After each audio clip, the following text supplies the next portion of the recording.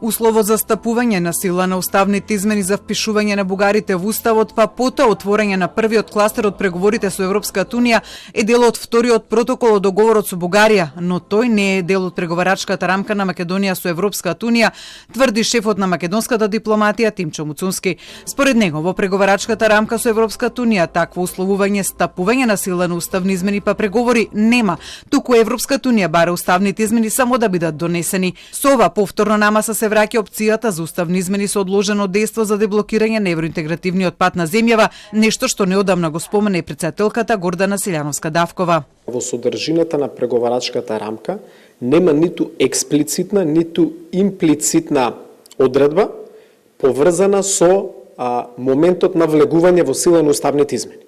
И тука од номотехничка гледна точка е многу значајно правното толкување на тоа што е напишано. Се разликува тоа од тоа што го пишува во протокол 2. Ако сега навлегуваме веќе во деталите.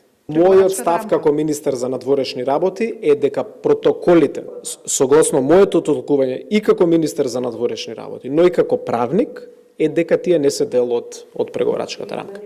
Ваквото толкување на преговарачката рамка на шефот на дипломатијата Муцунски па го отвара прашањето зошто тогаш во собранието не се донесат уставни измени со одложено дејство за да се деблокира преговарачкиот процес со унијата.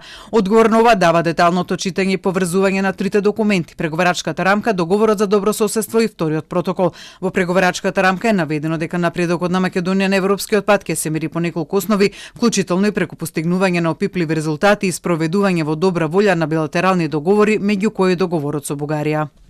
Како и годишните прегледи и мерки за негово ефикасно спроведување, согласно член 12. Членот 12 пак од договорот за добрососедство со Бугарија всушност предвидува формирање на меѓувладина комисија меѓу Скопје и Софија, која ќе го следи спроведувањето на договорот со средби еднаш годишно. Со цел преглед на ефективна примена на овој договор, примена на мерките за подобрување на билатералната соработка, како и решавање на прашања кои се појавиле за време на исполнувањето на договорот. А во вториот протокол тој е записник подпишан од меѓувладината комисија за спроведување на договорот од Бугарија и од Македонија, пак јасно е наведено дека Бугарија ќе се согласи земјава да ги продолжи преговорите кога во уставот ќе бидат вклучени и бугарите. И додека изјавата на Муцунски на дневен ред го враќа толкувањето на преговарачката рамка и обврските кои ги презела земјава за да ги отпочне преговорите со унијата, односно дали формалното неспоменување на протоколот во преговарачката рамка е посилно од де факто влијанието на протоколот во преговарачкиот процес и уставните измени, со реакција се јави и поранешниот шеф на дипломатијата Бујар Османи. Еве 4 години велам дека протоколите не се дел од преговарачката рамка. 4 години трпам критики, напади и навреди. 4 години цртам на табли и објаснувам, повторувам. Еден чекор поминат, протоколот не е дел од рамката. Продолжуваме понатаму.